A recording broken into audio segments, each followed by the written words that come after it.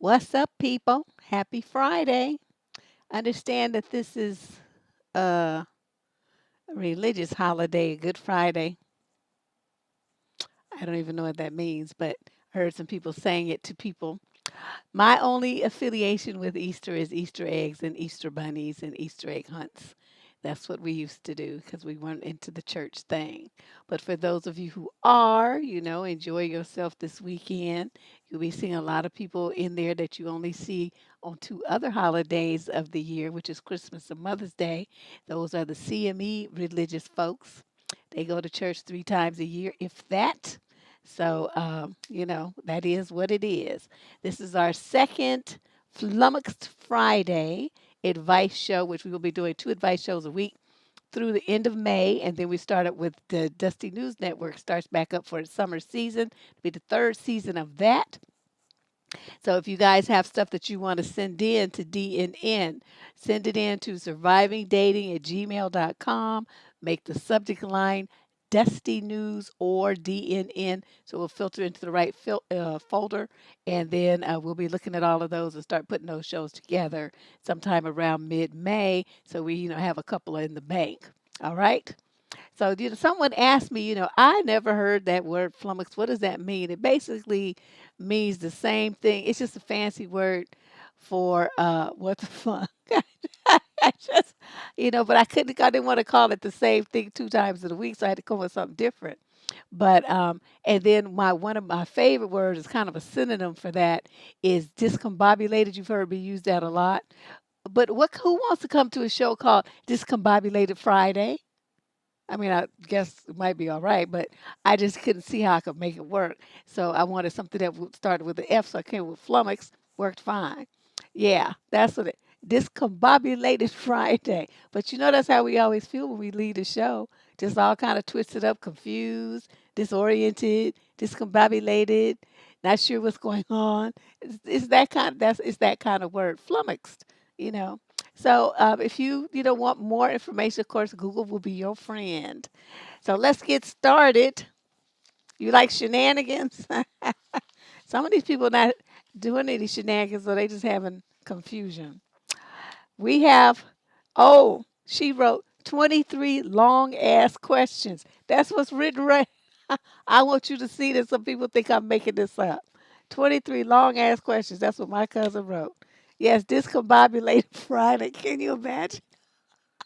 I mean, just saying it right now sounds hysterical.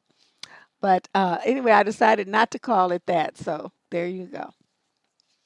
So let's go here. We got 23 questions on this advice show. What we do here is respond to questions that people have already sent in. I read them and I give you an answer off the cuff. That's the format that we follow. And yeah, yes, get comfortable because that's what she wrote. 23 long ass questions. Okay, question number one. This is from a female in the 30 to 35 age group from Adelaide, Australia. We've been dating for a year now, are in our mid 30s. He is a great guy, and she put great in caps. He's secure, kind, generous, reliable, wants a family, offers a kind of stability that I didn't even know existed. We have similar values and love spending the free time we have in similar ways. And he's pretty much great at everything but. And then she put dot, dot, dot. Yes, Candy Coated, you better get you too. You don't even understand. She say, but dot dot dot. The conversations with him have always been rather dry and boring. When I tell him stories about anything, be it my life or job, things happen in the world, etc., his usual response is something like, "Oh, interesting." I do that, but that's not good. When I excitedly tell him good news, his response is, "Oh, good." When I tell him something sad, his response is, "Oh, not so good." He doesn't follow up with questions and lacks curiosity to know and understand more. I often find myself frustrated and missing long, engaging conversations. Lately, our conversations are mainly about organizational stuff, what to cook, what to do on the weekend, etc. He is not, by no means unintelligent or dumb, has a great detailed technical knowledge, but just somehow lacks curiosity that I very much have. Lately, we've been talking about moving in together, maybe even getting a house together. I do want it all, but I also find myself afraid of a lifetime of boring conversations with him. Everything else is pretty perfect. Do I want too much? Can I have just have friends or philosophical and interesting conversations with them? Thoughts are appreciated, ladies. This is hard. Interesting is even less than neutral because I use that a lot when I gives no fucks at all about what you talking about. Or I think it's stupid, but in the company in which we are right now, I can't say that. So you can tell though by my tone of voice that that's what I mean, but that's not what I said. So you can't quote me and say, "Well, you said this and that." I say, "No, that was your interpretation." See, I do that man dance out of it. No, no, no, no. The gaslighting. That's not what I said. That's how you took it. You always take everything wrong. Everything I say, you twist it around to be something else. You see how that works? I've mastered it. So if I tell you, oh, interesting, in that tone of voice, that means change the subject because it's not interesting at all. So with you, I'm gonna say this: you probably your dude might have like, as they old people used to say, a touch. He got a touch of Asperger's. He sounds Aspergery to me.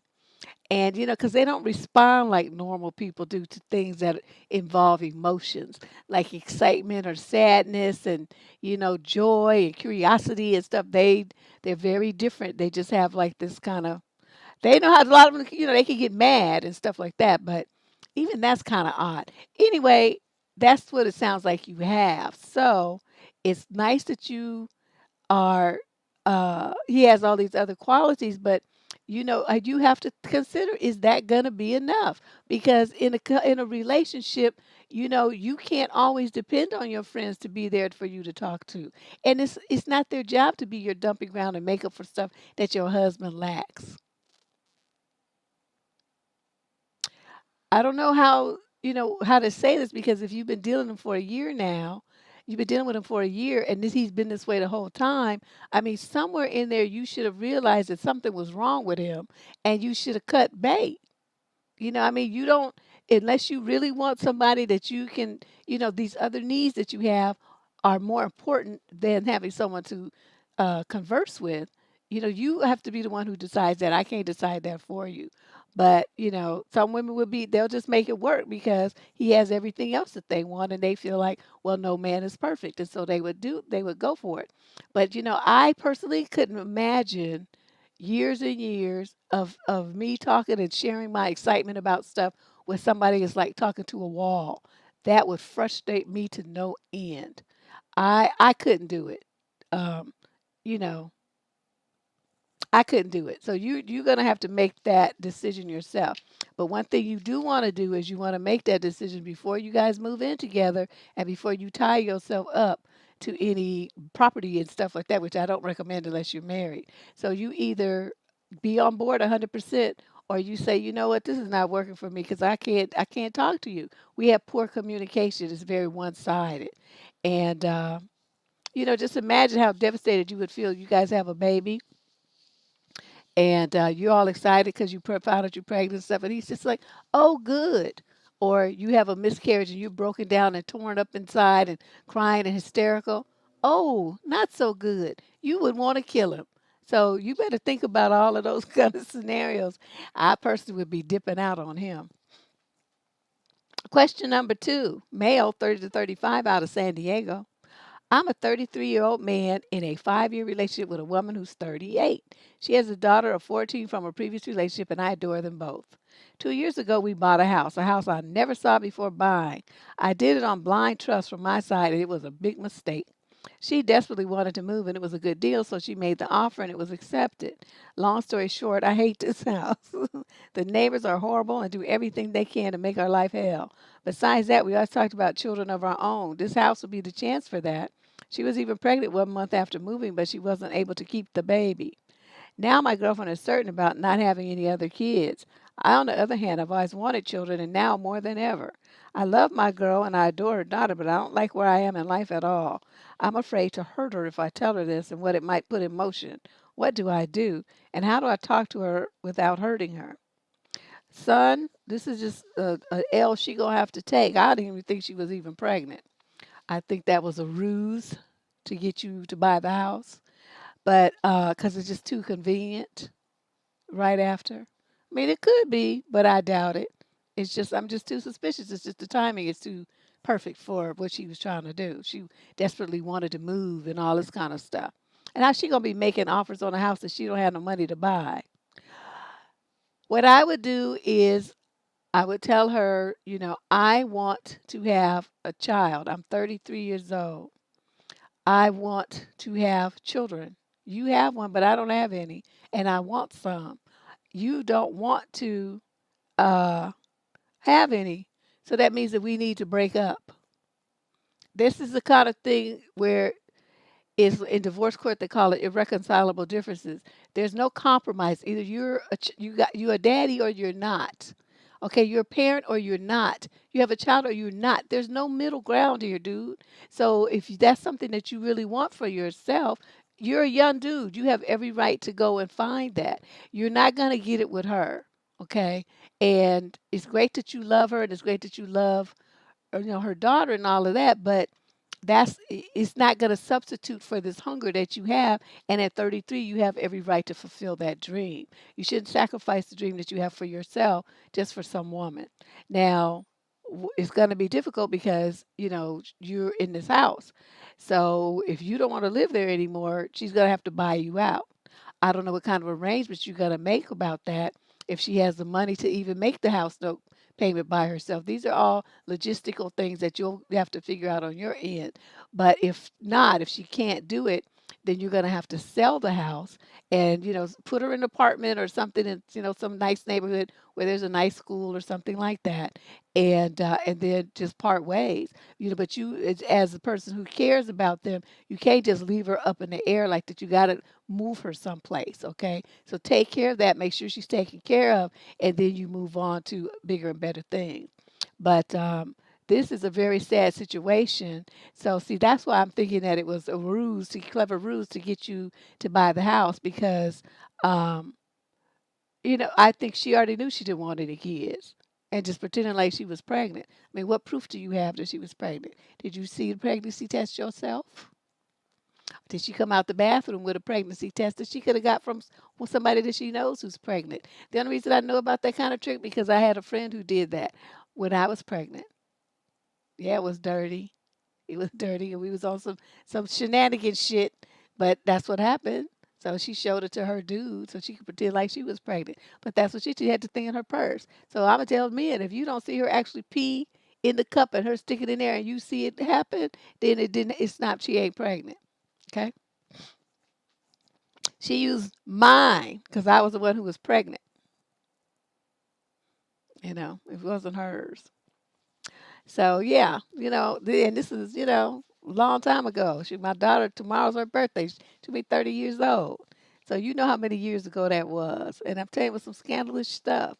But I was like, wow, this is really scandalous. But I was all there for it because this dude really dogged her, and so we wanted to dog him back, and I could help do that, and I sure was a participant. I sure did it. I'm confessing. But anyway, that's what I think. If you didn't see it, then she wasn't pregnant. And it was just a way to get you to buy that house. And then suddenly she had a miscarriage. Oh, and then now she don't want no kids. Could she even have kids at all? Or is she just saying she don't want it? Maybe she got her tubes tied. You just don't know. There's so many questions I have here. But the bottom line is you want something that she doesn't want to, can't give you, won't give you, whatever. So you need to cut bait and move on before you get too old. You know, be like that man last week, 45 years old, writing around talking, writing in talking about he want to be somebody's daddy with his gray-headed ass. He didn't need to give her abortion money because she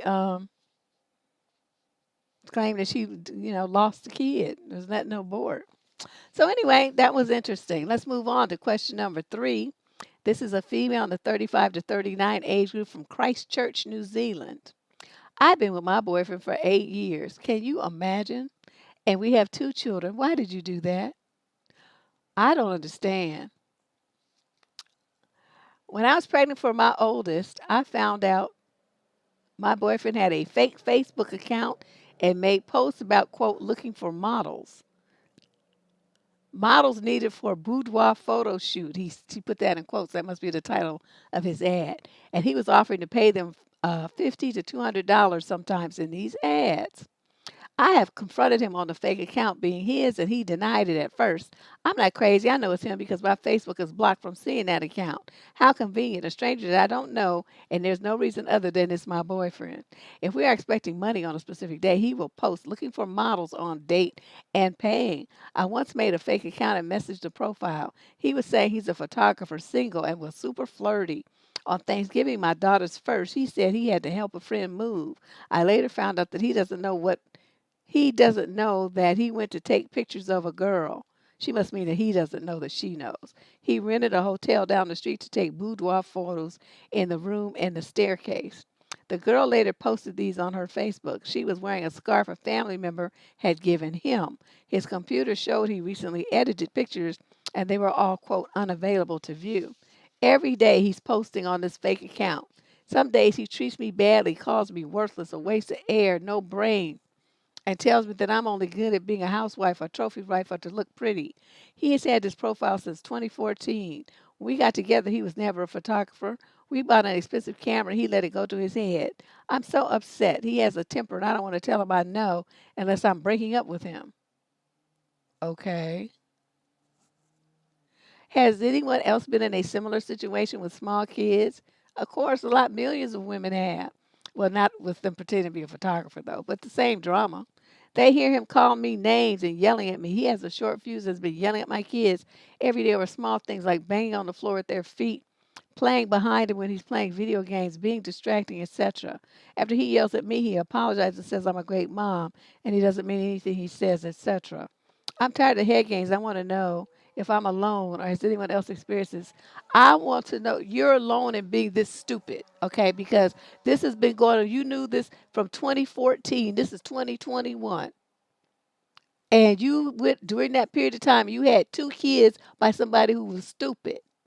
Okay, and now he's not only being abusive to you, he's being abusive to the children. And you sitting up there worrying about who else is in the situation instead of worrying about how you going to save your kids. Even if you don't want to worry about saving your own dumb ass because you really are there, then you should be thinking about how to remove your children from a situation where they're being yelled at and they're seeing their mother talk to like she has a tail. Okay, your mind is all kinds of fucked up. I don't know what else to say. I can't even come up with anything polite to say to you because this situation is so stupid. You went through all these changes to catch him or something, and then you didn't do anything about it. I confronted him. Okay, and what happened? So you ran your mouth a few times, and then he went on right back to doing exactly what he was doing. Now with him now knowing that you know. So you didn't accomplish anything by that. All you did was make yourself look desperate and stupid. Because you found out yeah, it's me, and you know that it's him. And then what happened? Nothing. You stayed there and then probably had another baby. This is the kind of thing like you're not going to get it through your head until he completely dogs you, until something just really foul and funky happens. Like you come home and he got the kids at the house supposed to be babysitting and he's taking pictures and kissing all over some broad right in front of your kids and right in front of your face. That probably will be something that will wake you up. That it will have to go to that level of disrespect for you to stand up to this man and do something that you should be doing to protect your kids, if nothing else, like I said.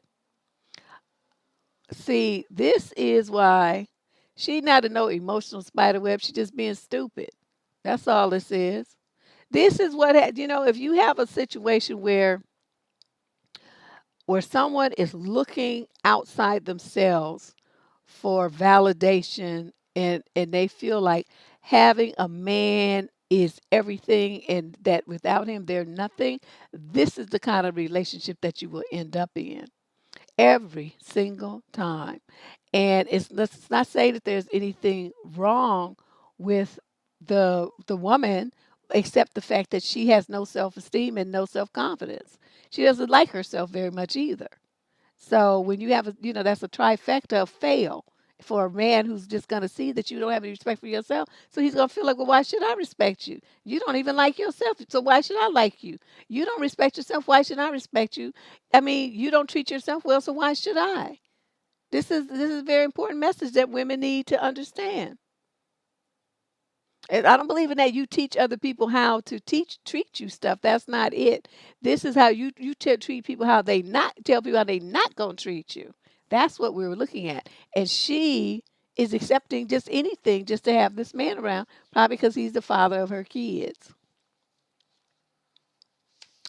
This is very, very sad. You need to get your shit together. Question number 4, male, 25 to 29, from Liverpool, England. I spent a greater part of high school and college working at a family-owned shop. I always talk to my friends about how cool it'd be to run it. Recently, the owner expressed his disinterest in continuing ownership. I didn't have the funds coming out of a 4-year degree, so I talked to my best friend whose family has money. They got just as excited to jump on the opportunity, and we agreed to go in together. We spent over a month writing down ideas to improve it, the amount of money that would be needed for developing business plans, marketing, everything. We landed on an agreement of me getting 60% and then 40% of ownership based on experience and the fact that I've been with the shop so long. Long story short, the friends decided they didn't want to ask their family for money, so I slowed my process by pressing to buy a little and came up with plans over the next few months to buy it alone. I took steps to increase my credit. I saved money. I even talked with the shop owner about deals we could make that would last longer to buy. A few months ago, oh, and he says, oh, since there is honestly no other interest from outside parties. A few months ago, probably 6 months, I asked the owner if he could allow me to take a percentage of the business and let him get a percentage of sales until he's paid off, while also getting sporadic money from me in a down payment beforehand. He seemed interested, so at this point I reapproached my friends. They were very excited that I wanted to continue to try and still wanted their business experience to help me run it smoothly. The owner then stopped saying much to me about our plan. A month passed and I offered my down payment. The owner drug his feet. At this point, I was getting pretty defeated.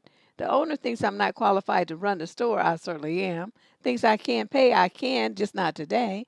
But he's retiring, bored, and just done with the shop.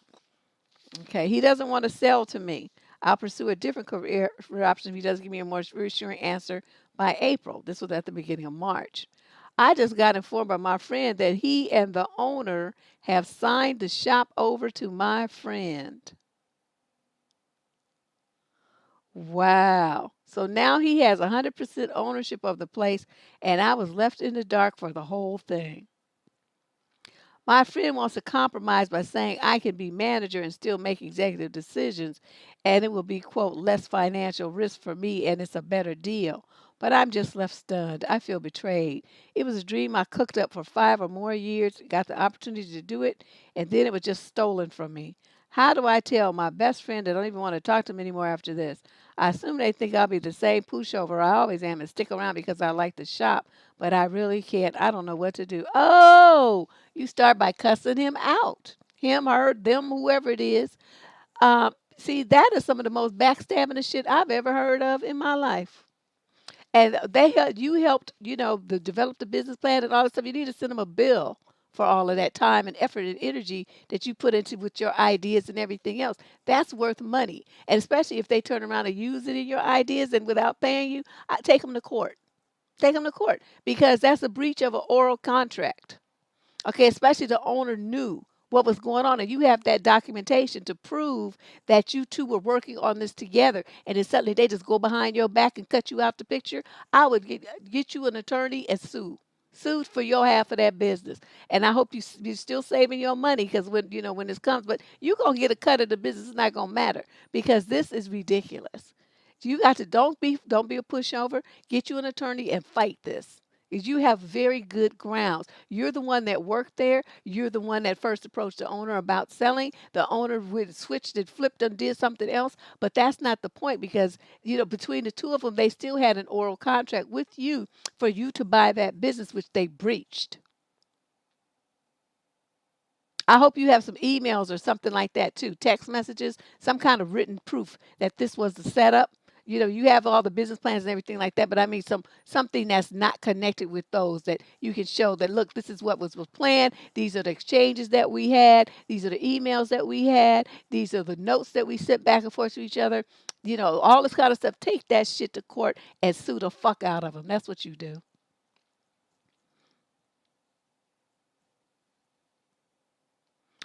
this, and they talk and they try to offer you that little pity Annie stuff, talking about you could work there and it's a better deal. Kiss my ass. You know so much about it, running the thing, you do it.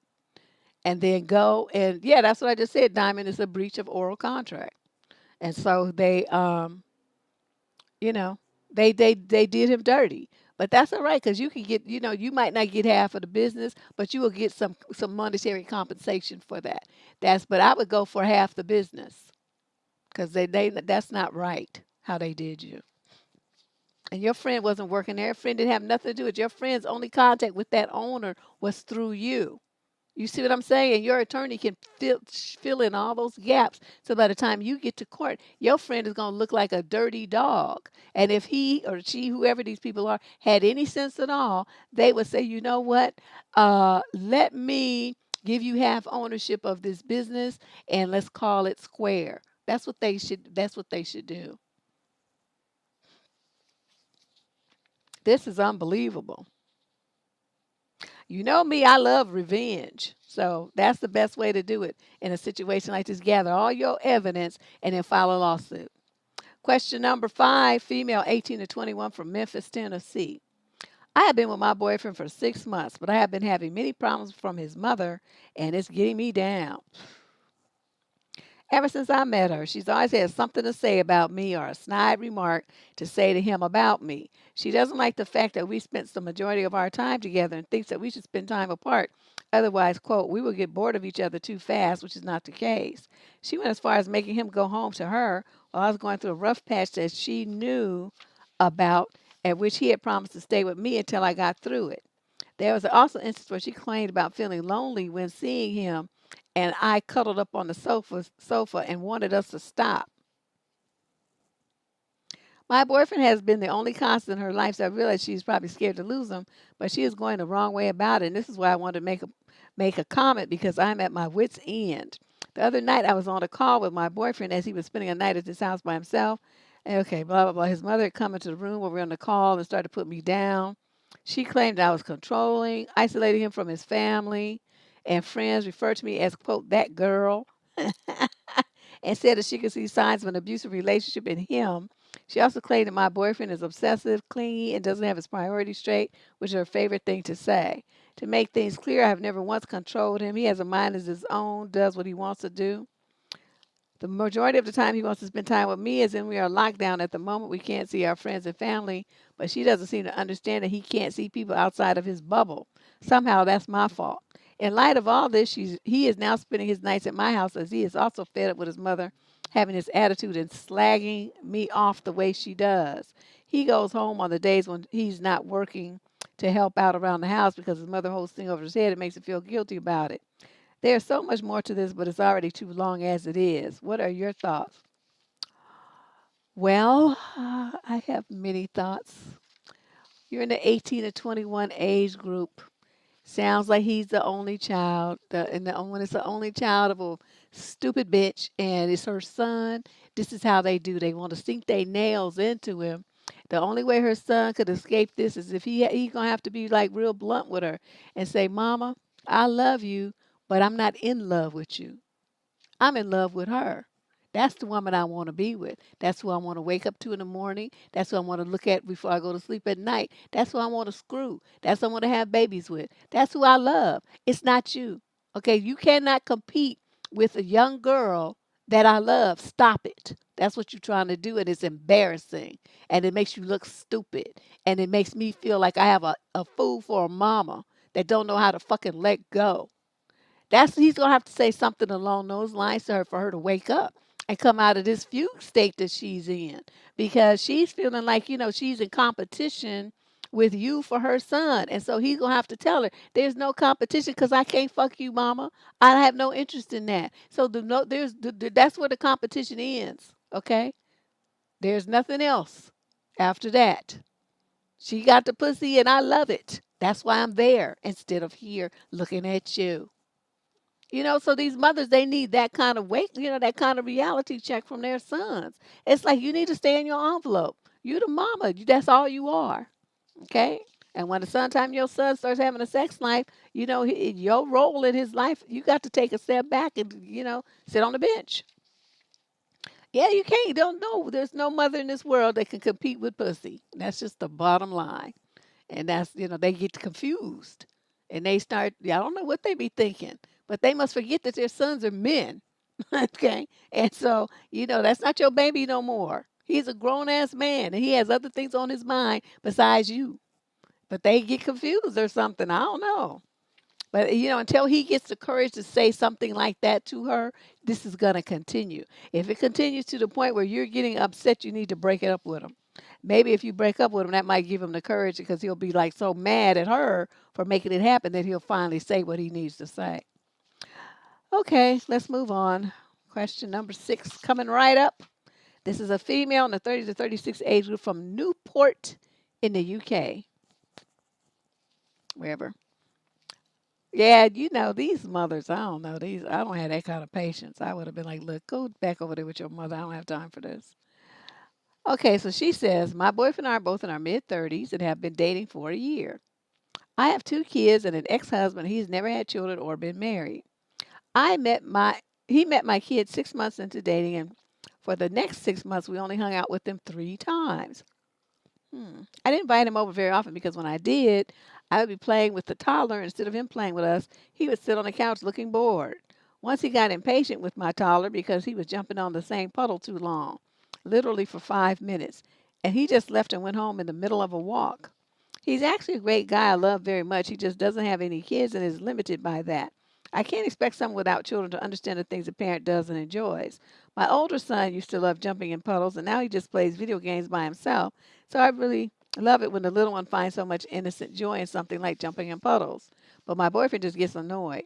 Recently, I started inviting him over more. He then saw the kids 3 times in the same week, was playing with them, interacting, not getting impatient, bored, and they got along great.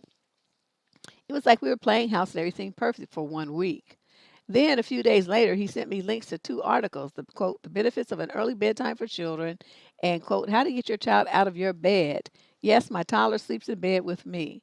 I got defensive and angry, as many people do when their parenting is being critiqued, especially by someone who has no experience parenting and has met my kids less than 10 times. I don't feel like he has any right to tell me or suggest through article links how to parent. I replied in kind and lengthy texts about the situation and how I understand the importance of early bedtimes and routines, but I have raised my children with strict bedtimes, but it was all thrown off by COVID and my older son doing online school for the last year. We still do consistent bedtimes and the same routine every night. It just starts later than it did before COVID, and they sleep in later so they aren't missing any sleep. His reply was very short and said, I thought you'd find the articles interesting. My bad. We were in a really good pace before these articles. I don't want to overreact, but I'm bubbling with anger to the point I don't want to see him on our usual date night. And he has already dismissed it and is over it. I already said everything I wanted to, and I want to let go and move on, but I'm not sure how. I just feel angry and attacked as your black ass needs to be. Okay, this thing about kids sleeping in the bed with the mothers, I don't like that shit at all. It is inappropriate. Okay, put your kids in their own bed. I know a lot of people, they like to, they want to hug on the babies, they do on the door stuff, especially when it's a boy. Your mothers need to start cutting them coat strings, them apron strings early. Put your kid in their own bed. Okay, they sleep better, you sleep better, and you know what? You have time for a romantic life with your man. You can have sex. Oh my God, what a concept. You can cuddle and kiss and make out and watch dirty movies. You can do stuff that you can't do with a toddler in the bedroom with you, kicking and screaming and crying and waking up and doing all kind of stuff, smelling, pissing in diapers and you need to go potty and all that garbage that they like to do. You can't do that. Put your kids in their own room, in their own bed. That's what you need to do. So from that perspective, he was right. Now you saying that you're letting your kids go to bed early, I mean later and stuff. Why did you do that? Because school will be starting back and they're gonna have to go right back to that schedule. And you know how hard it's gonna be for them now that they've had a year or so doing whatever they want to do and sleeping in late and all this old stuff. They should never have you should never have changed their schedule. If you have quote strict bedtimes for your kids, then you keep them on the strict bedtimes. You don't just change it because of some outside influence. So in my mind, he was right to give you those articles because you all off on some bullshit. And you thinking that, the way that you doing stuff is the right way, and it's not. Now, since you wrote me and I know you was thinking I was going to co-sign on be on your side, I'm not going to be on that side. Get that motherfucking kid in his own crib and make them kids go to bed at the same time they have been. Schools are opening back up. Haven't you noticed that? Kids are starting to go back to school. So that means that your kids are going to be waking up at the same time that they used to. And yours are going to be all messed up and tired and shit because they're not used to going to bed at the same time and not used to waking up at the same time. The schedule has changed. And you trying to be defensive about it and get all, I don't want to see them and acting all childish and stupid. And you in your mid 30s acting like this. Don't ever think I'm gonna be on the side of a parent who does stupid shit with their kids. Okay, kids, there needs to be a clear delineation between what parents do and what kids do, and what parents and kids do together. And no kid needs to ever sleep in the bed with the parent. Now, if you have a twin bed and your kid is sick and you go sleep in the bed with them and kill them to sleep, and then you get up and go back in your bed, you can do that. But your kid should never sleep in the bed with you, where they think that that's where they're supposed to sleep. Question number 7, female 25 to 29 from Newcastle, Australia. Just to tell you how much I believe in that. Okay, my daughter came home from the hospital. Okay, but how big are they? Like this? And we had that big ass crib. Well, you know what we did? We put the little bumpers around there and I put her in the bed. My husband was horrified. Why can't she be in the bed with us? I said, she's not sleeping in the bed with us. I don't want no babies in the bed with us. That's my space and your space. And no kid shall be there ever. That's where we make kids, but they're not gonna sleep there. And he was like, oh. And then that was that. And when I needed to nurse her and stuff, he would go get her, change her diaper and everything, bring her. I would nurse her. She'd pass out, full belly. He'd pick her up and he'd go put her back in the bed. And that's the routine. So my daughter was always slept very well. We never had any sleeping problems out of her. She never would be one of them kind of kids who you don't want to roam around the house and get into bed with mommy and cry and scream and all that stuff I see on the nanny shows where the parents are spoiled the kids. She never did any of that. She used to tell us that she wanted to get in her crib. She was ready to go to sleep. I want my crib and I want my blanket and I want my bottle. Okay. Okay, that's how it is. She knew that was her space and our bed was our space. And that's how it should be. That's how I feel. So let's move on to question number 7. Female 25 to 29 from Newcastle, Australia.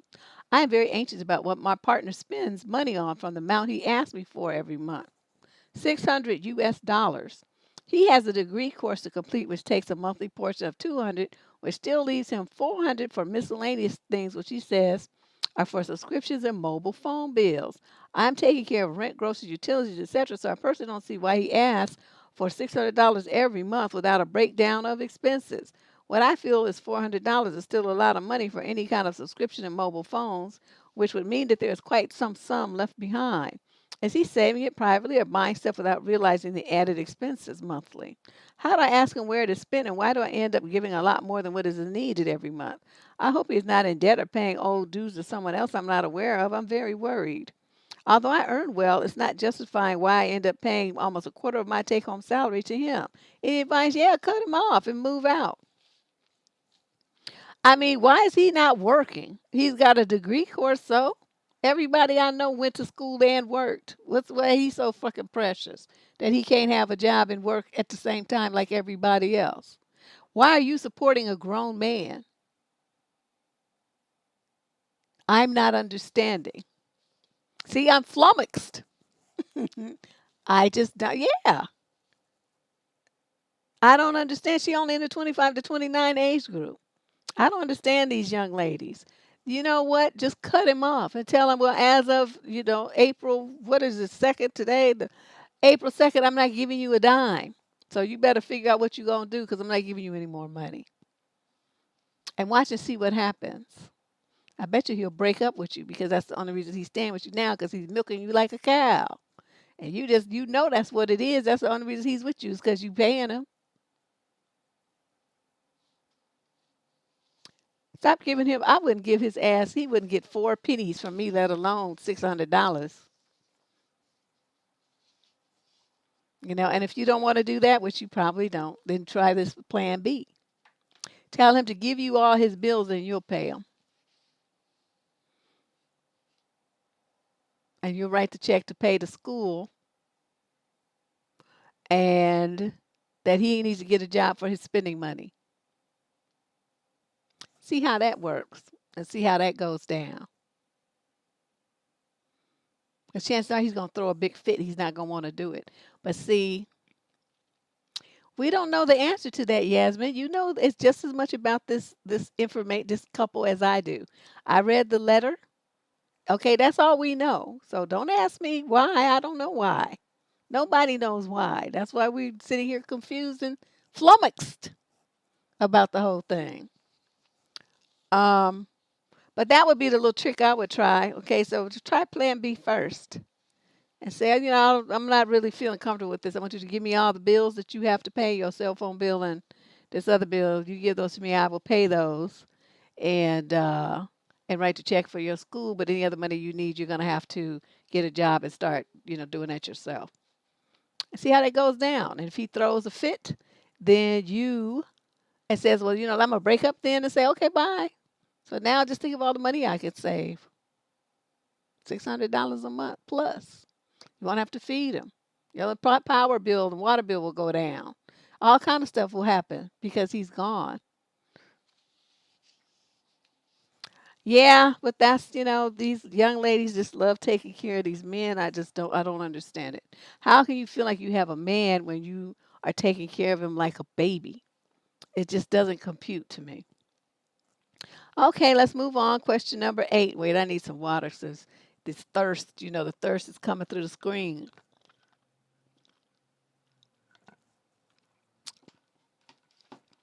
All right.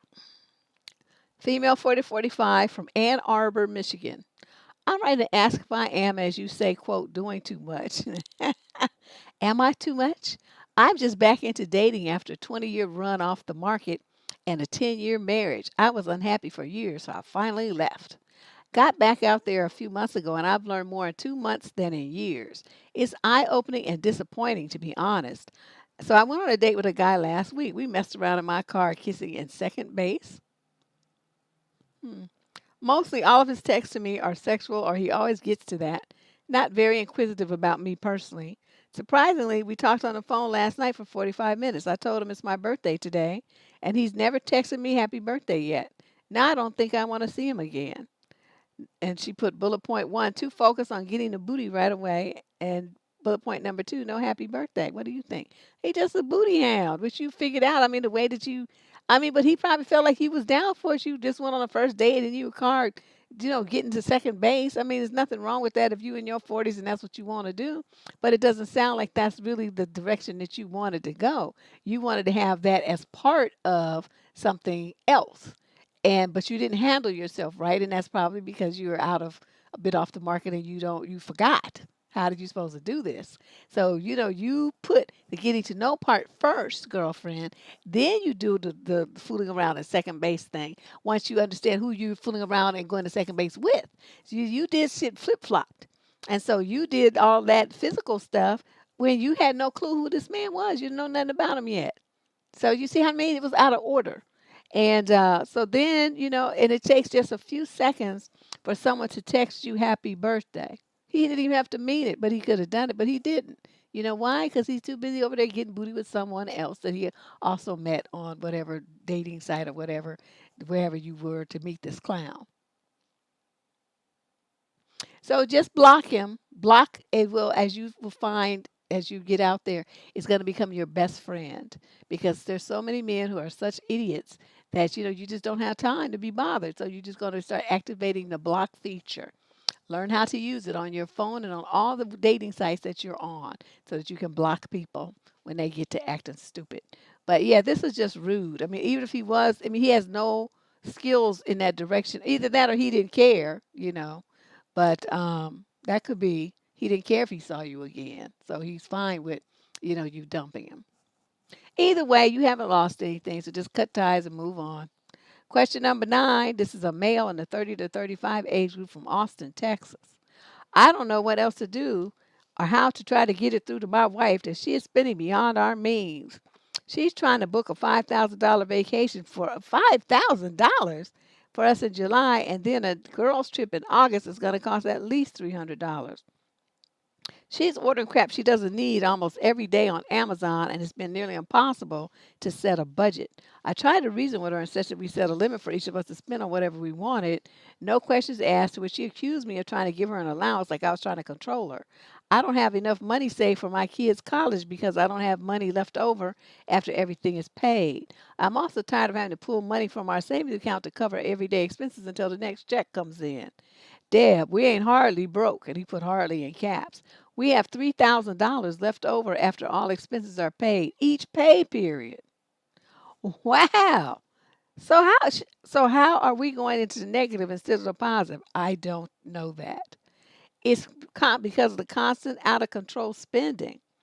I am smooth out of ideas. Do you have any suggestions? Yes, I do. What you're going to do is immediately open a separate bank account. Remove your name from the one that she's on. Open a separate account. And I would suggest don't even open it in that bank. Open it in a different bank altogether. As a matter of fact, go to a credit union. That's what you do. Open in a credit union. And then you have your separate bank account and your separate savings account. That's what you do. And then whatever she puts into that account will be, what I don't know how you guys do about, paying your bills or whatever. You're going to have to work that part out. Is she going to be paying half or, well, I don't know how you do that, but she'll have to be responsible for that part. And then just tell her whatever you have after that, that's what you spend. But, it's going to stop here. So you go and you close all the credit card accounts, close them to further charges. And then if you must have one, you open it in your name only. Have your statement sent to work. Nothing should be affiliated, nothing at the house. And close those accounts where she's charging up all this stuff. So the only access to money she will have is what is in her account. And once it runs out, then it just runs out. And then that's just it. The only problem is, she might be that kind that's just really just crazy and just go and run the account into overdraft to the tune of $1,000 or something before the bank shuts the account down altogether. In which case, somebody would have to make that good. But it sounds to me like, you're going to have to tell her that, look, either you stop all the spending like this, or we're going to get a divorce, because then you'll be cut. Once you file that bifurcation, your ties to her credit and any bills that she makes after that date, that's going to be solely on her. So that's something that she should be aware of. She's depending on your income for all this wild spending, and tell her if you take your income and go on about your business, she's going to have to curtail her spending then, so she may as well do it now.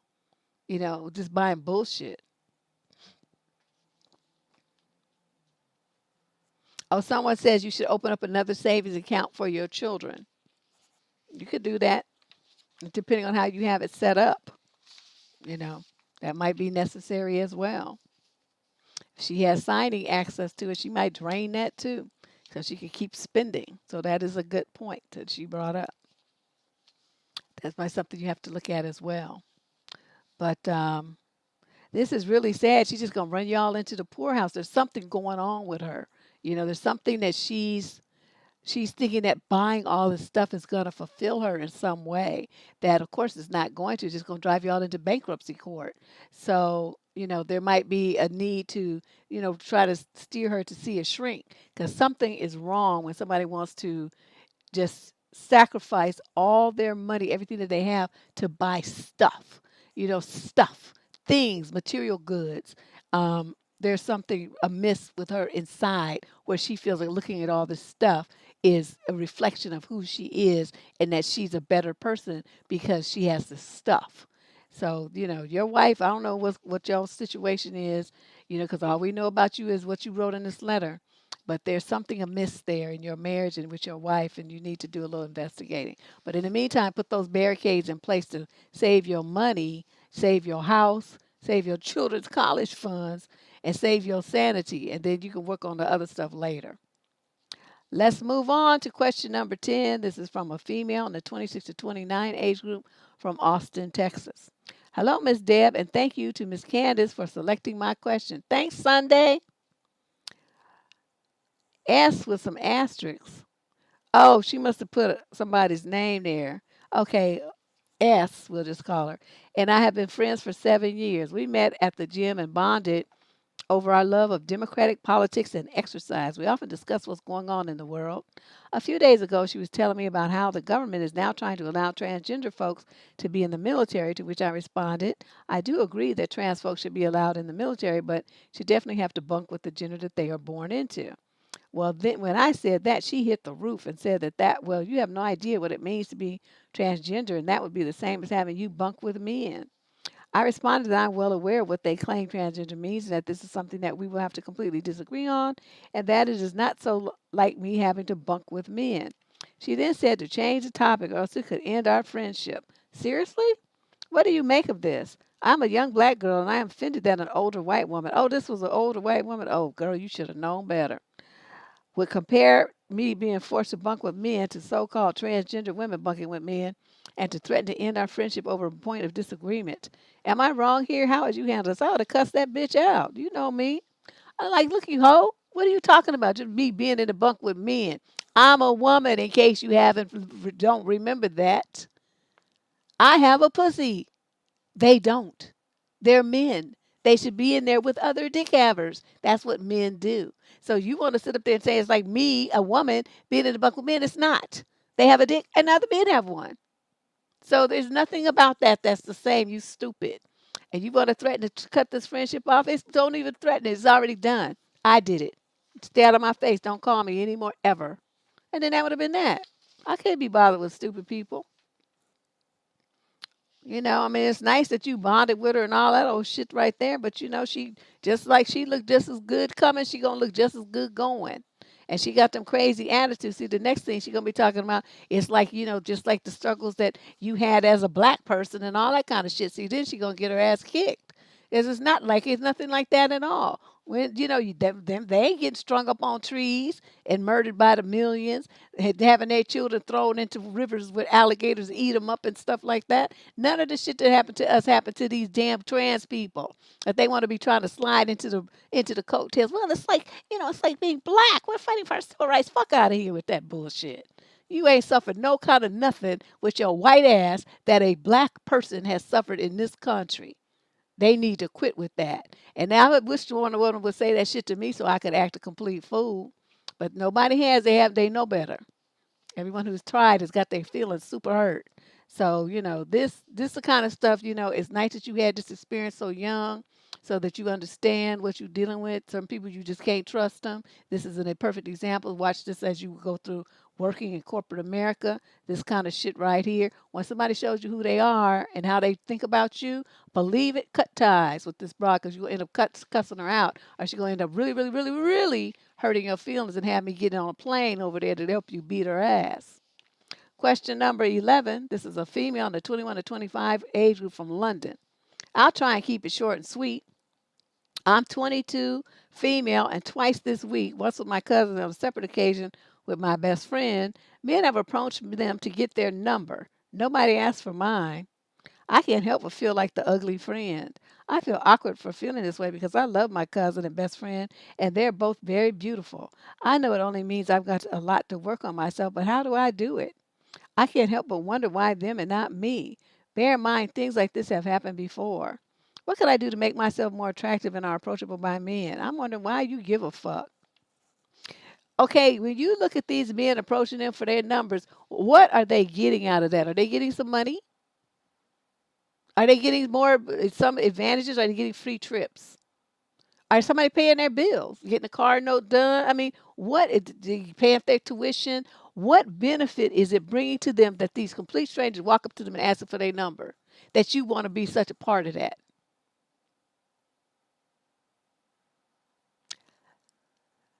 Men who approach women on the street are trash. So you should feel blessed that they thought that you were too good to approach and talk to like you were trash. So, and as any woman who lets a man approach her and give her her number and talk to her like that on the street has some real serious issues with herself. Okay, because that's like they just taking their street harassment. They go up and down the street to ask women for their number so they could call them and try to get their dick wet. That's not anything about trying to get to know you as a person. That's not how real men, gentlemen conduct themselves. Gentlemen don't go up and down the street asking women for their numbers. That's trash men who do stuff like that. So there's no reason in this world that you should be feeling getting all in your feelings and feeling rejected because trash didn't ask you for your number. You should be feeling blessed. You know what I mean? Dusty butts, they come in all colors, will always be trying to come up on some pussy. That's all they do. That's all they think about. They don't have shit else going on. Okay, so men who are into, building and creating and making money and achieving, building businesses, doing stuff, they don't run up and down the street asking women for their numbers. You know why? Because they're inside. Are they on some work site? Are they in a business meeting? Are they meeting with their financier? They're doing something positive for themselves besides running around the street trying to come up on some trim. So you got a dude who approaches you on the street and that's what he's doing. He's garbage. Okay? Don't be flattered thinking that that's meaningful and that you so fine and all this old shit. You got approached by trash. And if you're receptive to it, what does that make you? A trash receptacle. No woman should ever let a man pick her up on the street like that. I don't know what you girls be thinking that's attractive. That's something that you should do. I'm telling you, men of quality do not conduct themselves like that. They just don't. They're too busy doing other things. Okay, and usually they be in their car. They don't be walking up and down the street harassing women. Okay, so keep that in mind, and that's my answer to your question. I'm not going to promote anything that you do, anything to change yourself to be attractive to trash. I'm not going to do that. And if that's what you thought you were going to get out of me, you wrote the wrong person. All right, let's move on. Question number 12, male 50 to 55 in the UK. I'm a 52-year-old man and I've never been married, but I've been on a number of relationships. It's just that none have as yet got to the stage where we were ready to make it to that. Hmm. Needless to say, the pandemic and the lockdowns have put a stop to seeing women over the last year, but I intend to start looking again as soon as conditions allow. I've always wanted children of my own. Oh, no, not another old man trying to become somebody's daddy. And in the past, I have discussed that with these women who, when I was in relationships, this desire to have children remains as strong as ever. And I know that I have the energy and the youthful mindset to bring up children despite now being over 50. I know a number of men who have fathered children at my age and considerably older and really enjoyed it and have done a good job of it. Of course, biological reality means that if I am to realize my lifelong dream, I would have to find a much younger partner. In fact, I have already let go of a number of relationship opportunities with women closer to my own age because my desire for fatherhood proved to be too much for me to give up. Some friends in whom I've confided have advised me that I should now accept that my chances of fathering children are long gone and that I am foolish in turning down what might be good relationship opportunities. I've seriously considered that a number of times in recent years, but every time I do, the desire to have children keeps getting the better of me. What should I do? Should I just accept that I am now probably too old to start a family of my own and maybe settle with a partner closer to my age? A number of whom have been willing to be with me, or keep trying to fulfill my ambition, like older men I've known have done, and look exclusively for a younger partner so that I can do that. If it's the former, I think I would need some kind of counseling if I'm able to form a relationship with anyone forever relinquish my hopes of fatherhood. And if it's the latter, should I set myself an age limit beyond which I should no longer could keep trying? Let me tell you something, fool. Let me tell you something. Number one, this whole letter is fucked up because basically what you talking about is yourself and what you want and how you want to use some young woman's womb to fulfill your fantasy of being somebody's daddy at 52. That's a grandpa. Okay, you're confused. So for when you get to some woman in her 30s, guess what? You better have hella money because she's going to be knee deep up in your wallet, if not up to her neck. Because you're going to have to pay her to be with you. Pay up the ass. Okay? So if you don't have that kind of money, you can give this dream up. It ain't going to happen, Captain. Now, if you got millions in the bank, you could probably get somebody who will be with you and live in your big house and drive a fancy car and put their kids in private school and be looking at your wrinkly, gray-headed ass with a pot belly. and have a baby or two for you, so that when she leaves you, she gonna get child support $20,000 a month or something. And then you're gonna be sitting there all confused. Oh no, I wanted to be a dad. Wow. Thanks, Leandra. Yeah, but we don't know if he has the money. He's not talking about he got the money. He didn't say nothing about his wallet. Usually when men have a lot of money, they lead with that. This just some old broke dusty with a job. Talking about he want to be somebody daddy. Dude, you have commitment issues. True intimacy issues. You've masked them all this time. Say you didn't want a relationship, and now that you're too old, now you do want a relationship, but you want it with somebody very young, so she could breed for you. And you don't want to be intimate with somebody who's your own age, would be more age appropriate for you, and with a similar lifestyle and life experience and stuff like that. You don't want that. You want to take somebody's childhood practically and just for them to breed you kids. Well, if you use up all your life and on the other side down the downstroke to dying. I have no pity for you. And I'm gonna tell you this, unless you a big baller. I mean a big baller. Don't even think about it. You better be happy that somebody's even looking at your tired ass and get yourself in a situation if that's what you want. Otherwise, stay single. Personally, I don't know. You just really are getting on my nerves with this. But if you don't have no money, let me repeat this for the third time. If you don't have money, money, money, money, money, money, money, okay, like the OJs used to say, then you need to just stay on this path you on and forget about it. You just consider that opportunity that you had lost, and the best thing you could hope for is to have some grandkids from the woman that you get with that already had kids and has grandchildren. Then you could, have fun with them. That's what you could do. Question number 13. Yeah, he want to breed. I'm sorry, that's my term. What else is it? He talking about I want to have a baby. I want to be somebody's daddy. That's breeding. Well, I need a younger woman. That's breeding stock. That's all he's thinking about. Who gonna be hatching his offspring? Man, let me be in my 20s again. I would wreck a whole bunch of old men's lives. Oh, I just couldn't even imagine the terror that I would wreck on the world. Ooh, it would just be just thinking about it just so delicious. It just makes me just so excited.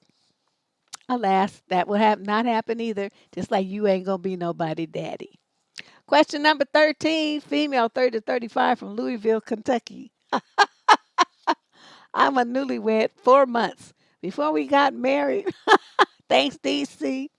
Before we got married, my then fiance told me he has loans and debts, but is taking care of them. And you believed him, right? I already know where this is going. I can just feel it. Since Corona and his work getting less, he is more stressed about his financial situation and said he needs help. I already have taken out a loan in my name for him, but now I have a feeling he would ask me to borrow more money. I don't want to do it. I feel like I've been misled. I already took the loan out for him as I was getting a better interest rate because my credit rate is better. But I have saved my money since I've worked and feel I'm getting a short straw. Ever since we've been married, it's been grim. And in lockdown, it's a recipe for disaster. I have savings and he has none. Would you lend your husband large sums of money and so early on in the marriage? I feel this resentment brewing inside of me. I want to marry someone on a level playing financial field, but now it looks like I have to bail him out. No, you don't. You have to get a divorce, though. And cite fraud and misrepresentation and final financial abuse and a whole bunch of other stuff. Because he only married you because you had some money. See, this is how that works. A man who is on his grind and about to say he would never get married in a situation like that where he knows he's struggling. Every single minute of his life, instead of worrying about some pussy, should be spent trying to get his business straight. So if he's diverting his energy from that to worrying about you or any woman, that is a man who's not serious. He's looking for somebody to bail him out. So he waited 4 months and now he needs some help. He needed help before that. That's why he got you to get him a loan. You should have said no then. Tell him to get a job. Your business is not working out. Get a job. Close up shop like everybody else during COVID. It's not my job to bail you out. I just got here. I'm not getting in debt for you, and I'm not giving you my money. That was not the deal that we arranged. We arranged to get married, and I'm not doing it.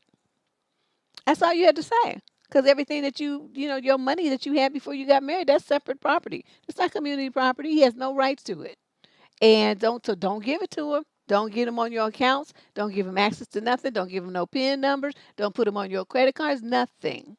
Okay, keep all your shit separate. So when you bounce, he gonna be over there. You gonna be stuck with that loan now because you so sillily, whatever the word is I'm trying to use. Got for him. You gonna be stuck for that. That's gonna be on you, and this will be a valuable lesson for you to learn about.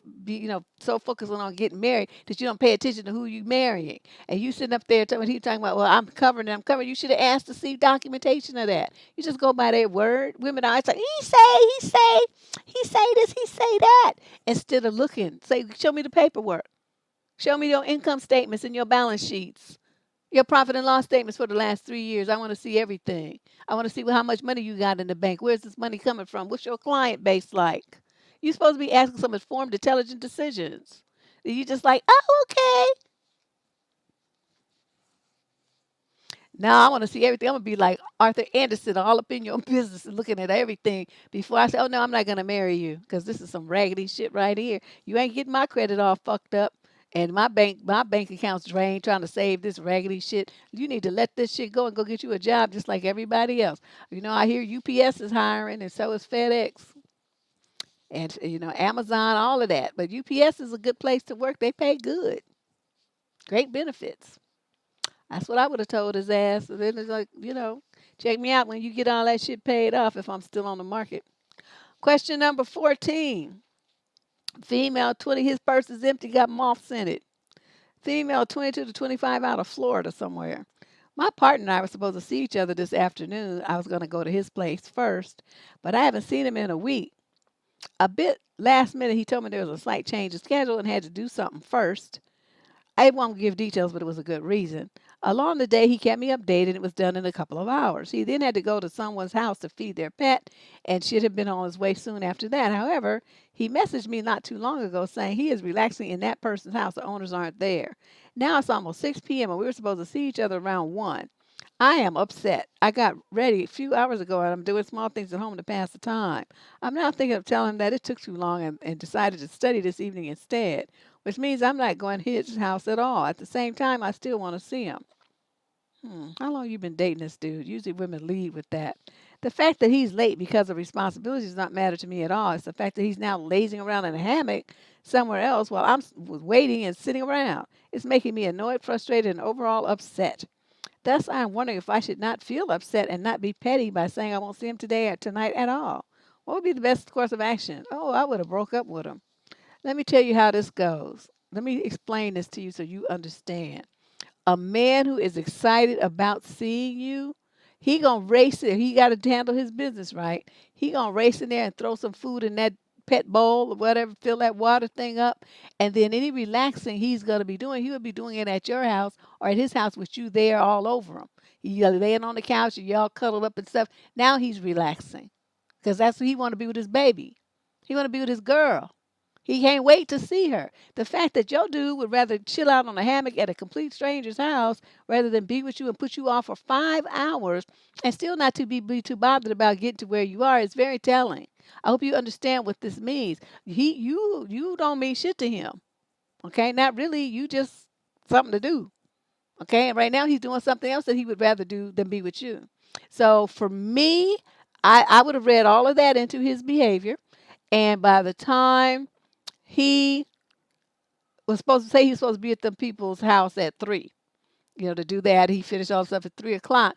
Okay, and you not at my house at 4? By 4 o'clock? We're done, sir. No need for you to even think about coming over here. So because when you're older, you understand what stuff means. You understand the messages that are in a man's behavior. And I keep telling you, ladies, don't listen to what they say. Don't listen to the words. Watch what they do. And in this instance, his behavior is showing you everything that you need to know about how he feels about you. And right, it's like you're not nothing to him. Okay, so you have a right. You feeling upset and stuff. You always have the right to feel upset. You don't need to question your rights to be upset at being treated so shabbily. You have every right. But the only thing is what you're going to do about it. It's not a matter of not seeing him today or tonight at all. It's a matter of not seeing him ever because he's just wasted your whole day without a fuck. He ain't care. And he's not bothered about trying to see you. You want to slide in for some late night booty or something like that, but you're supposed to get together in the afternoon to have a real date, and he had everything else to do, all kind of excuses. Nah, I'd be done with dude, but that's just me. Question number 15, female, 21 to 25 age group from South Central Los Angeles. I'm 25 and I'm living alone in an apartment in a bad part of the city. It's the kind of area where I have to deal with catcalling and harassment every time I leave the house. Yeah, the nignogs be out. Someone recently got murdered in the park behind my house in broad daylight, and other bad things happened. All of this is not extremely relevant, but I bring it up to show why I'm reluctant to get involved in people's business. Hmm. I am looking to move when I can, but I only live here because it's cheap. My building is a big house that's been converted into a handful of smaller apartments. I live on the top floor, and there's a guy living underneath me who is so loud. I pass him on the stairs and at the front door sometimes. He runs high. Other than that, he's very quiet. I have also never once seen him smile. He just kind of stares with a blank face, which is uncomfortable. However, I constantly hear him laughing overly loud and shouting and screaming in his flat, just making animalistic noises or singing loudly and out of tune. When I first moved in, I legitimately thought there was a dog howling down there, but soon realized it was a person. As far as I know, he lives alone. I only hear his voice most of the time. This is annoying enough during the day. I work from home, but sometimes goes on until 2 or 3 in the morning. I sleep with earplugs on most nights and have my music on during the day. I know I should speak to him, but I just don't know how to go about doing it when he kind of gives me the heebie jeebies. And I've developed such a strong feeling of stranger danger since moving to this area. I should probably also note that he tried to add me on social media. What? Despite us not knowing each other. I'm guessing he got my name off my mailbox. Maybe that's irrelevant, but just adds to the weird gut feeling. I hate confrontation and have had an abundance of bad experience with strangers lately. As a woman living alone, I'm really hesitant to start any drama with someone who lives downstairs, and already gives me a weird feeling. I know I should just grow up and bring it up with him, and I want to know if I'm just being stupid or overly cautious. If you have any suggestions how to address this, I would appreciate it. Oh yes, you don't confront him. This is a job for the owner of the building, the landlord, to do. Why do you think that's your job? You pay rent. That's their job to do. Make noise complaints.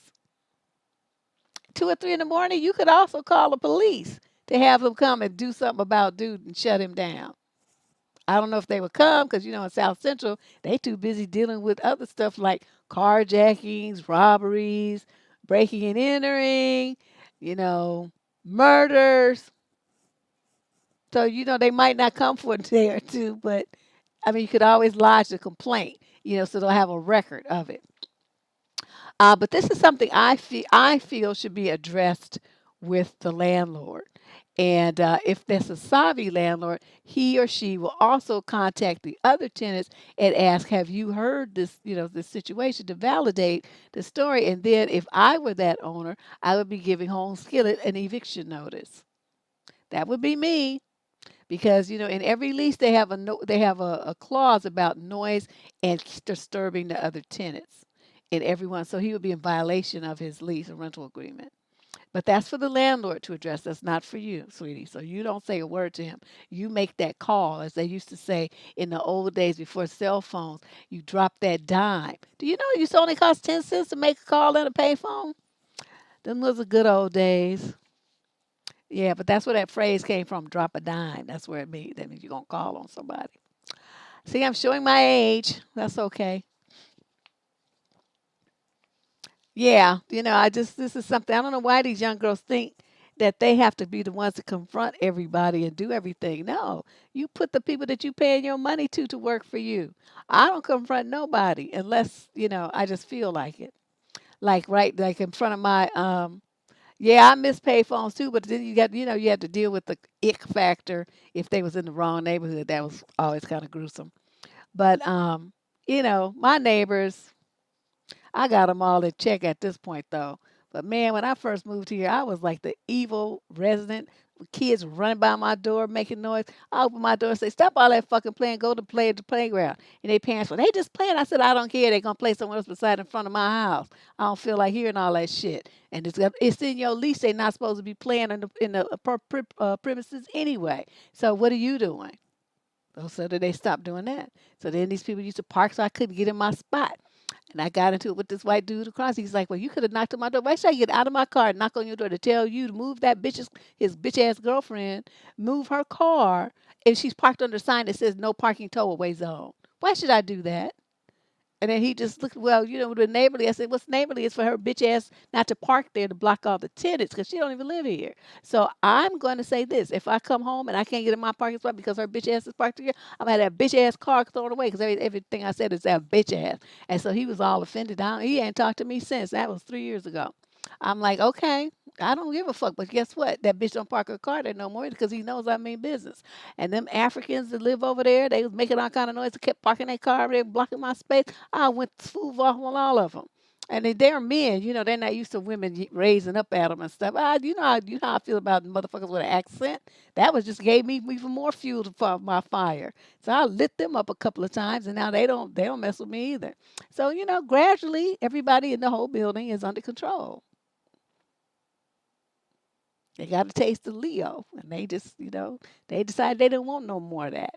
But I mean, nothing I was saying was wrong. I mean, everything is in the lease, in our leases. And me coming from a legal background, I read that shit from line by line, made notes and stuff. So when I started jamming them up, I was referring to Article 5, Line 4, Paragraph 3. And so you go and look at it and see what I'm talking about. That could get you evicted. Sure did. Yeah, I love it. It makes too much goddamn noise. We making all that goddamn noise. People trying to sleep.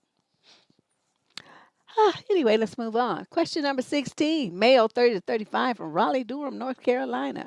Which one is it? Aren't those two different cities?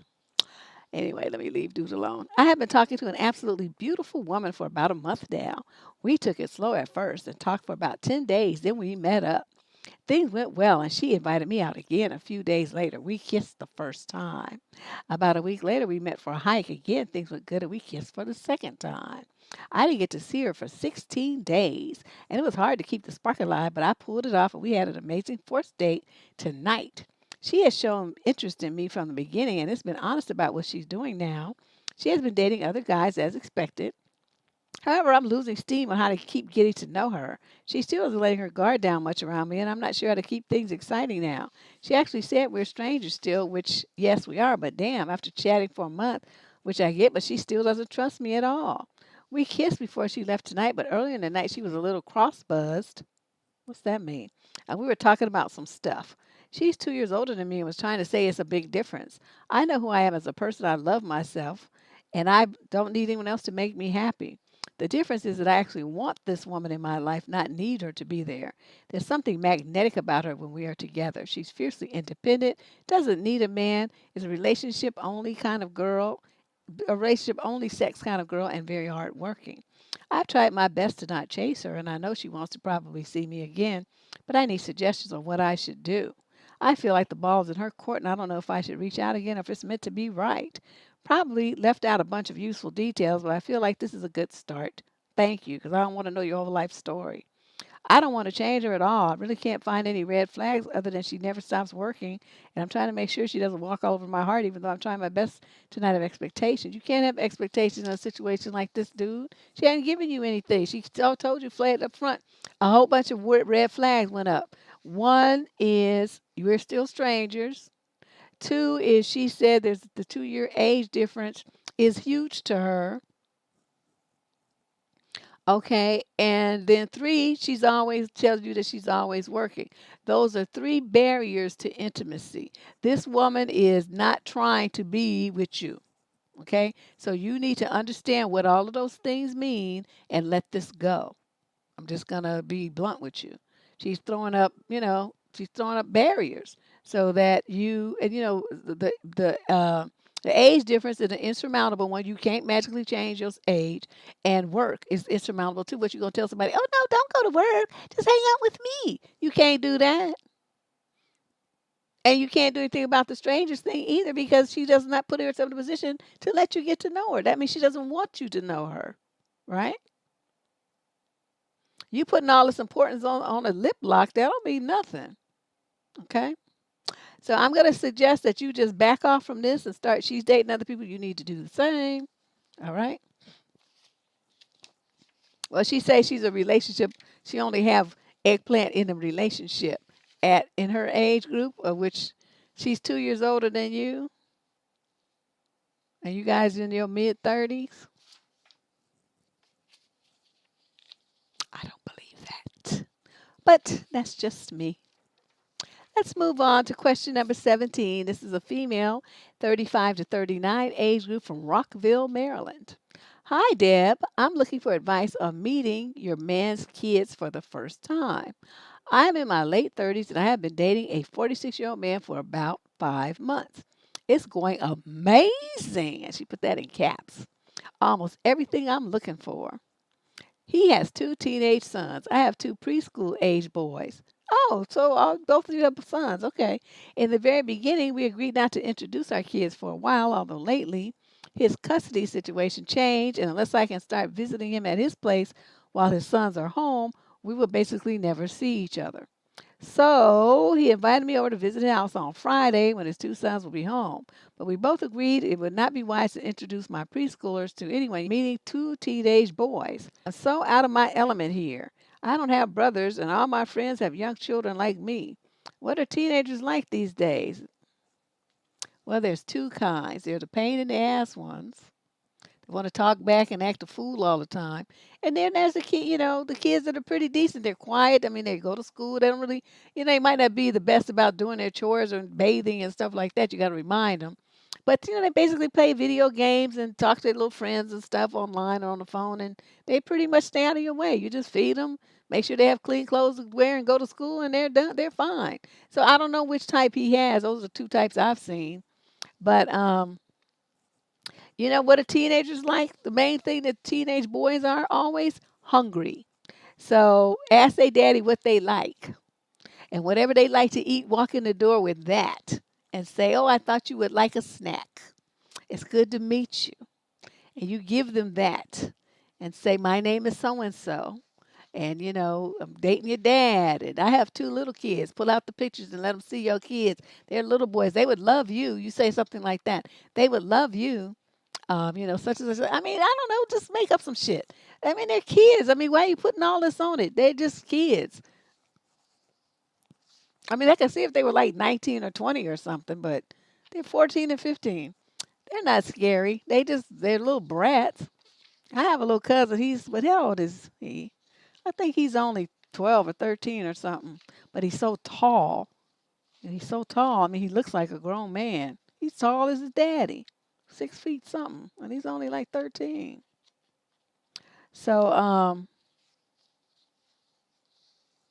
but he's a baby. He just want to eat all the time and play on his video games. That's seemed to be what most of the kids do. Yeah, I'm telling you, you feed them, and they will just think you are the bomb. Especially if you give them like some food and something sweet too. Oh, they will think, "Dad, she's the best. Are you guys gonna get married?" And so that something like that. Question number 17. Female, 35 to 39. Oh, wait, I just read that one. Question 18. Female, 25 to 29, out of London. I'm struggling with always coming in second place and being an afterthought to my husband. I could beg him for quality time and to go and spend time together, and I get zilch. But my brother-in-law, his brother, comes by our house unexpectedly and gets taken out by my husband. I get left in the dust. Wow. Out of 30 days, he was here 25 days without even letting us know he was dropping by. He literally comes by. He literally comes whenever, and I'm always on the back burner. I tried to explain the situation to my husband. All that happened was being told I'm selfish for making him choose, which I didn't ask him to. I'm at wit's end, and I don't know what to do. You leave. That's what you do. What are you talking about? You don't know what to do.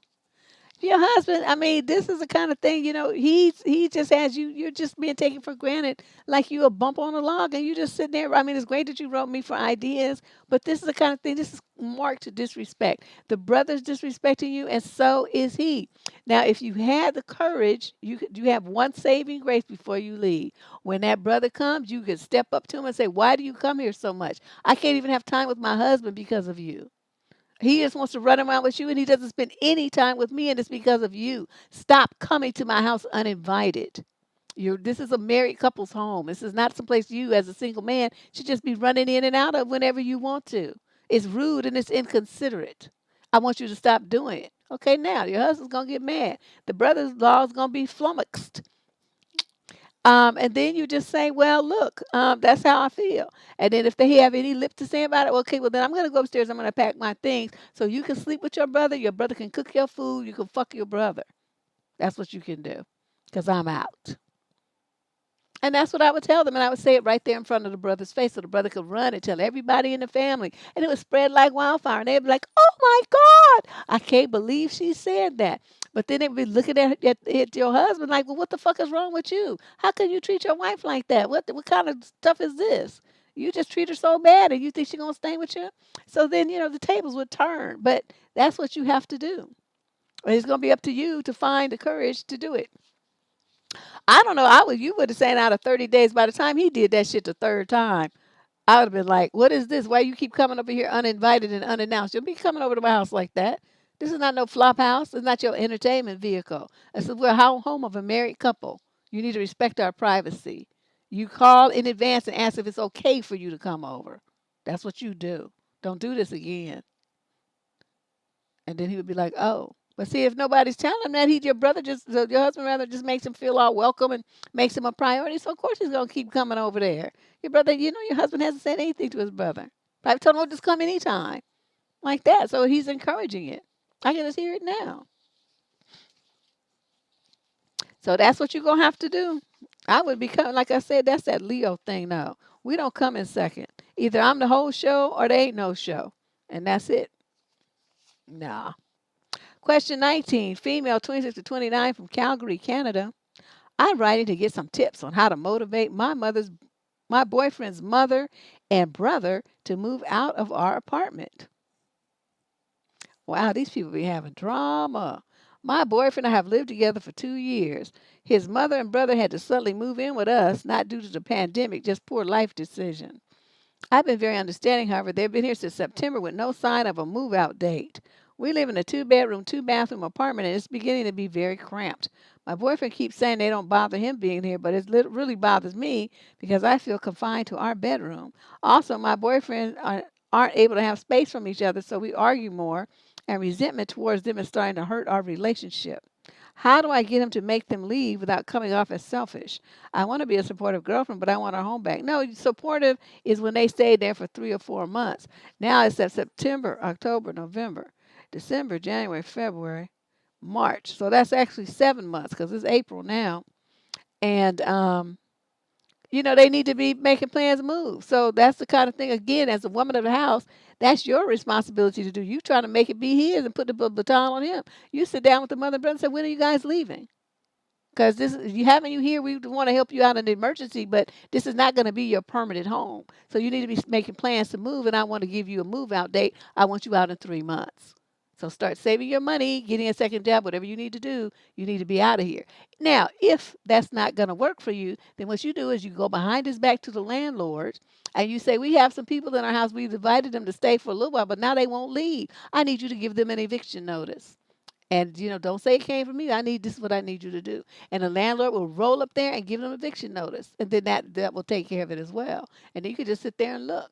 And your boyfriend will not know anything about what happened. He'll just be like, oh, no, I thought it was okay for them to stay there. And mostly things have a thing where you can stay no more than 30 days. Right? And been in there for months and months and months. Oh, no, no, no. I would have been called the landlord and got that shit straightened out and got them to fuck up out of my house. And it's like, your boyfriend you such a bother to, you go with him. Now, if that doesn't work, your landlord refuses to do anything about it, and you're too scared to tell these people to get out, and your boyfriend interferes or whatever, then that means it's time for you to leave. because that means your boyfriend has chosen them over you. Now, my problem would be if I'm still paying half the rent or whatever, and the boyfriend's paying the other half. Well, what are they doing? They running up the bills? Are they buying food? I mean, what? How is this impacting you financially as well? But see, I wouldn't be comfortable instead having to be stuck in my room and I'm paying half the rent or even a portion, 25% of it. I will have 25% of the whole house, not stuck in this one little room. So you have a lot of decisions to make here, but and look at your lease and see what it says about guests, overnight guests. Most of them have a clause 1 week, some say 30 days. And whatever that is, they have far exceeded it. And so that would be a time for you to go to the landlord and say, I need you to help me get these people out of my house because my boyfriend doesn't want to do it because they're his relatives, but I want them out of here. And I know you do too because I'm sure it's impacting your expenses as far as water goes because it's two additional people in here. We don't want them. Well, I don't want them here. And then he will do it. Right? He will do it. Okay, let's see here. If you trying to motivate your boyfriend, that's not going to happen. You got to do this on your own. Question 20. This is a young man in the 22 to 25 age group from Patterson, New Jersey. I've been dating this girl for about a month now. For the past 10 days, she is making excuses why we cannot have eggplant. She has a yeast infection. She tells me her doctor gave her antifungal pills for 2 weeks and that she can't do anything for 2 more weeks. She has had eggplant with me in the past, and even though she sleeps nude with me in the bed, nothing happens because she reminds me doctor's orders. Yesterday, I sent her a text. I just found out my dad has stage 4 lung cancer that has moved to his ribs and liver and to call me when she gets off of work. She gets off at 11 but does not contact me until 2 the next afternoon. Her excuse is that her phone died. I know she could have plugged her phone in and charged today and talked to me using her Apple Watch, which is paired to her phone, but I didn't hear from her until 2 in the afternoon. Why 2 p.m.? It's because around 2 she has to be home so she can start getting ready for work and be at work at 3. So all day yesterday and all night last night and all day today until 2 p.m., I don't hear from her. Then she texted me to say my phone died. That's all she said. And then she immediately tried to call me, but I texted her that I'm busy and can't talk. I think she got off work last night, stayed up all night having eggplant with this other guy, so perhaps she was very tired in the morning, and then she probably slept in late and then headed home so she could be home by 2 and started getting ready for dude got the whole story in his mind for work and then okay, da da da da da. Right now, I'm not her boyfriend, and we have not had that official talk about becoming exclusive. But based on her previous conversations, it seemed to me that she would consider me cheating if I were dating and having eggplant with her and someone else. Okay, I don't have any proof. Should I call her out on this? Let it go. See where our dating relationship goes. Should I be dating and having eggplant with other women while dating and having eggplant with her? I just don't know what's right or ethical these days. Maybe to her, she does not think it's cheating since she does not yet call me her boyfriend. Am I wrong to feel upset about this? Should I be suspicious and not trust her? Or even if she was having eggplant with other guys besides me, did she even do anything wrong? Okay, dude. Okay, the main thing here with all these miles of words. Oh my God, your emotions. You're just like a girl. This is the thing that stands out right here. Right now, I am not her boyfriend, and we have not had that official talk about becoming exclusive. That's it. There's nothing else. Okay, so all these emotions you have, and was she with this dude, and she didn't call me, and all this old stuff here, that is irrelevant because she ain't your girl. It's not your girl. You're not in a relationship with this chick. She's just somebody you screwed a time or two, and now somebody else is screwing her a time or two, too. Okay, you need to understand what time it is, son. If you try to get your feelings all involved in this situation, you being stupid. This is not a situation you get feelings involved in. Y'all has got what they call a situationship. Okay, she's seeing some other people. It's obvious that that's the case. She don't want to tell you because she knows it's gonna hurt your feelings, but you already figured it out. So let's roll with that. You too old for this. Okay, you're mid-20s. You know what time it is. Start dating other people. Leave her alone. Don't be chasing after her. I've been seeing her every weekend, and we go on dates and walks and out to dinner and all stuff. Stop spending your money and stop spending your time. You don't invest in somebody who's not investing in you. Okay. And it's the kind of thing, like you said, you haven't had that talk. So that means, all this stuff that you're doing and stuff like you'll be treating a girlfriend, you don't have to do all that. I mean, talk to them, yeah, maybe go out here and there, but every weekend, that's what you do with a girlfriend, not somebody who's casual like this. Some of those weekends should be devoted to other girls because you ain't in a relationship. See what I mean? You're handling this all wrong. So, rethink your approach here, modify your behavior, and then start dating other women. Question 21, female 22 to 25 out the UK. I love watching your show. You are so funny and smart, and you have given me a lot of new ideas about relationships. You talk to us in a way no one has ever talked to me about my strengths as a woman. It's given me the courage to reach out to you with this problem and a question. I'm 24, and I don't think I ever want another boyfriend.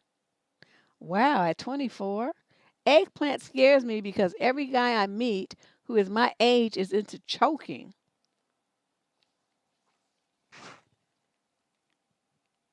I'm sorry. I know this. I know. I've heard this from other young women. All the guys I have slept with have either tried to do it without permission or asked if they could. If I say I don't like it, they call me boring or vanilla.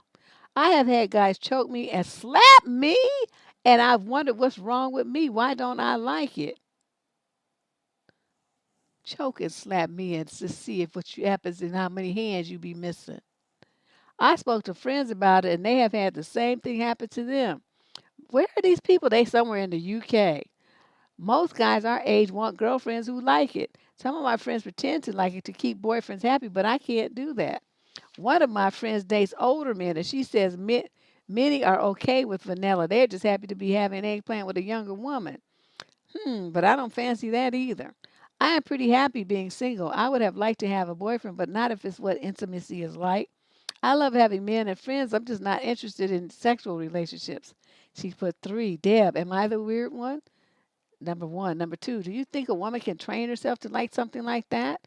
Question number three, can you be happy being single forever? I know it's not all men, but I've not met any that are okay with no choking yet. And for transparency's sake, you should know that I am white. All my friends but one are also white, and the men I have dated and I'm talking about are white as well. Okay, my girls that live in the UK, come through. What do you have to say about this? Is this something that you've heard of or encountered? There's a lot of people in this audience who are from the UK, so I'm putting this over here so they can respond and give you their 2 cents as well. Are you the weird one? Not at all. The weird ones are these guys who think that that's appropriate. See, this is what comes from dudes watching too much ography. You know what the front word is. They watch too much of that and they see the shit going on in these weird films, and then they want to try it on real women. So, they're taking what they see in an entertainment vehicle, which is not real life. They don't seem to somehow in men's minds, they lose the connection that is entertainment. It's not real. It's as real as watching the Flintstones, Roadrunner and Wile E. Coyote, Barney, Johnny Quest. It's not real. So you don't take what you see there and try to apply it to real life, you idiots. Okay? And this kind of stuff, you do that to the wrong woman, you're going to end up gutted, eviscerated. When she reaches and pulls out a knife and sticks it in your gut and goes up, and all your entrails spill out. Okay? Because you shouldn't have been putting your hands on her like that. Worse yet, or she might get you in the jugular vein. And you know what? It would be self-defense because you were cutting off her air and she was in fear of dying. So when you end up dead and your mother's burying you because you tried to be cute, recreating some shit you saw in an ography movie, and then everybody in your whole family's going to know that you're an idiot as they bury your stupid dumb ass. I'm telling you, these men, there's something wrong. You slap me. You put your hands on my throat and watch how fast you die. I'm serious as a heart attack. It's going on US too. It might be. I'm not saying it's not. I'm just saying she's, in the UK, and that's where she said it's going. All her friends have that same problem. So it seems to be something widespread in this age group. But I'm just saying, any dude listening to this, You do some shit like that to the wrong woman, your ass gonna be pushing up daisies. So you need to be careful and you need to ask permission to see if she's into some shit like that. And then what you really need to do is watch some movies that show tenderness, love making skills, romance, something conversation. That's what you need to watch instead of watching that nasty shit that just uses women's bodies like jackhammers and stuff like that. That is not how you make love to a woman's body. You little dweeby jerks, idiots, fucktards, all that. I don't know you don't even have enough sense to go and look for the opposite of what you see as some shit like that, and they try to balance it off in your little rabbit ass minds. Man, you let me some boy my daughter come home and tell me some boy did some shit like that to her, and his ass is mine. And that would be a mistake that you should not do. Some mothers and fathers are just not wrapped too tight, and I'm one of them, and I will admit it. Yeah, they don't listen, they don't communicate, they want to do some vile shit that hurts you. That's just not even right. But hmm, this is very unfortunate. But what you have, I can see why you would want to avoid any interaction with them at all, and that might be best while you kind of heal from all this trauma, because that's what this is trauma. Every time you're thinking you in a situation where it's going to be romantic and loving and wonderful and feel good, then they start doing some vile shit that scares you and hurts you, and they want to connect that to pleasure. I mean, and then it makes you wonder what's wrong with them that they think hurting a woman equals her pleasure.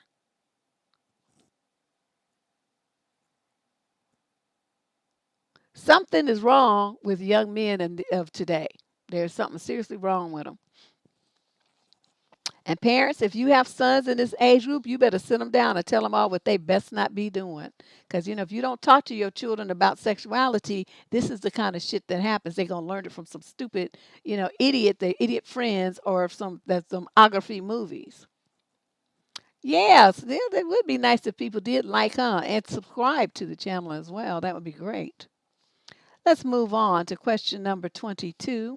We have 25 in total today, right? 24? No, 23. Okay. So this is the next to last question. Male, 30 to 35, Newport News, Virginia. My current girlfriend met me when I was at my lowest in my life. When I got better, I knew she wasn't for me, so I quit her. But we fooled around a time or two after we broke up, and miraculously, she got pregnant. She'd always been told she was sterile and even went through IVF with a prior boyfriend a few years before I met her, and we never used birth control before without problem, so that's why I say miraculously. Oh, I see. Okay. Anyway, with the miracle kid on the way, I decided to move back in with her for our child.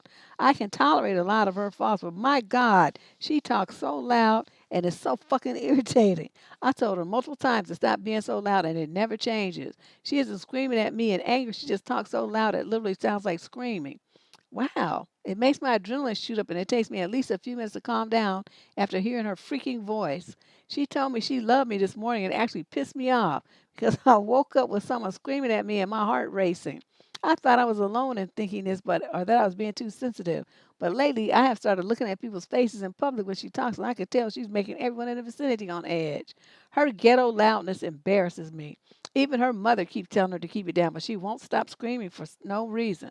I pulled one of your stunts, and I imitated her the other day, and she got super mad in the face and embarrassed. And I told her, that's how you make people feel. Is there anything I can do to make her change? Nope. You can keep embarrassing her. That might help. Or get her out in public when she starts doing it. Say, stop fucking talking so loud. You act like everybody's deaf. Or she might have a hearing problem. It might be a real problem where she needs to go get a hearing aid and stuff. Because when people talk, they're trying to hear themselves. They need to hear themselves. So when people have a hearing loss, they will tend to talk louder because they're trying to hear themselves. So everyone around them with normal hearing, it sounds like shouting, screaming to them. Whereas to the person who's talking, it just sounds normal to them. So that would be the first thing. The first thing to investigate is have her hearing checked. Because, it could very well be an organic problem like that, where she's been talking so loud that, she might have damaged her own ears with all that loud talking. But yeah, I hate those kind of ghetto women. It didn't matter. She was quiet then. She wasn't talking when they was fucking, okay? She's talking now. But it's like the kind of thing, like, with everything, sometimes you don't really notice things as much, but they tend to get on your nerves later. And we all know that. Don't even lie and try to act like that's something you don't know. Because, you have me, first you think shit's cute or, oh, it's not going to really bother me that much. I can get used to it. We all think stuff like that. When you like the person, you want to try to ignore those kind of things. That just typically happens. Women do it too, right? And the women do it to worse stuff. Well, he don't have a job. He ain't never had a job, but that's okay. I'll be his cheerleader. I'll support him. I make enough money for both of us. This and that. So don't act like it's unusual for couples to do this. Okay, y'all trying to make it sound like he's like the only one in the world that's ever ignored a red flag. And y'all women be doing it. We get hundreds of letters through this column every year, thousands actually, and that's exactly what women do. So stop it you know. And so that's a typical behavior pattern in couples. But that it doesn't matter what he did before, what he was okay before, whatever. They broke up and then they got back together because of the kid, and now it's fucking getting on his nerves. Okay, so that's the reality. But so maybe she had a hearing loss in that time. Maybe she didn't talk really loud before, but now she does. We don't know the story behind it. All we know is that they broke up, and then now that he's back with her, he notices that he's complaining that she talks so loud. So maybe she didn't talk very loud before when he laid with her. You know what I mean? You don't know that. That's not in the letter. You don't know that, but we know this part here. So that would be my solution. Is my suggestion rather is to have her to convince her to go and get her hearing checked first.